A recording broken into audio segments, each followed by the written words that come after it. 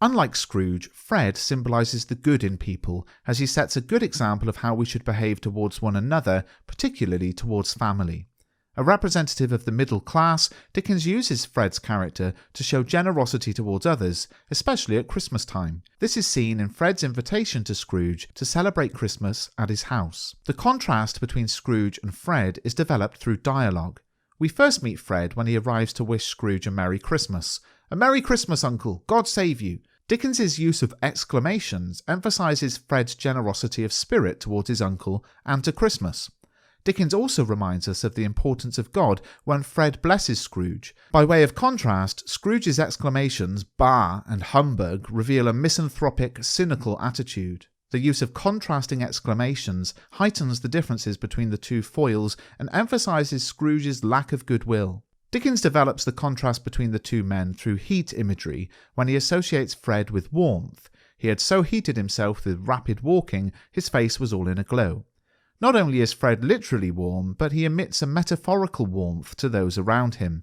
This contrasts with imagery of coldness associated with Scrooge. He carried his own low temperature always about with him.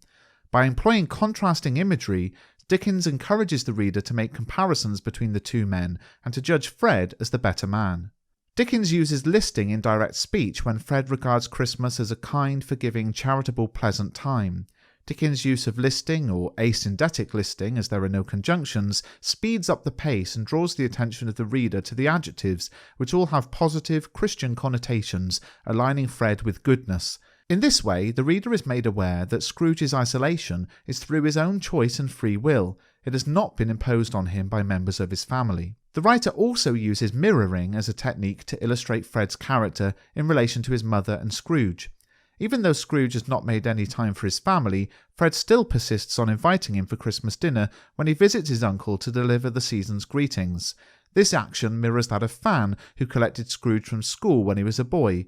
This shows that there was potential for Scrooge to have positive, loving relationships with his family, but he has chosen a more selfish path. Dickens depicts Fred as a good Christian who believes that Scrooge has the potential to change and return to the fold.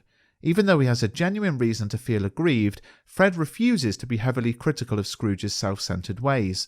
At his Christmas party, he expresses his determination to welcome Scrooge back into the family if Scrooge changes his mind.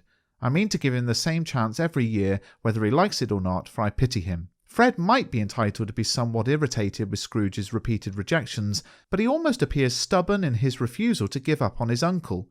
This symbolises the Christian idea of hope, that people can be saved and become better people. Fred's attitude towards Scrooge remains consistent throughout the novella. In Stave 5, he welcomes Scrooge back into the family. "Let him in," despite the way Scrooge has treated him.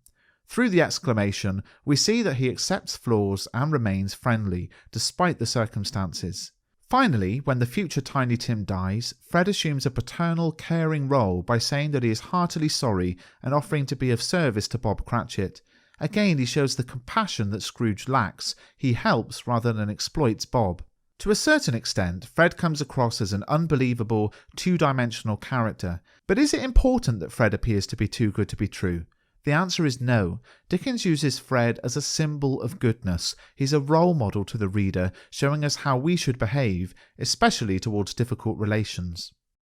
Well, I hope you found this video useful. Everything I go through in this video series can be found in the second edition of Mr. Bruff's Guide to A Christmas Carol. The links are in the description. You can pick up a copy. Please do subscribe and like the video.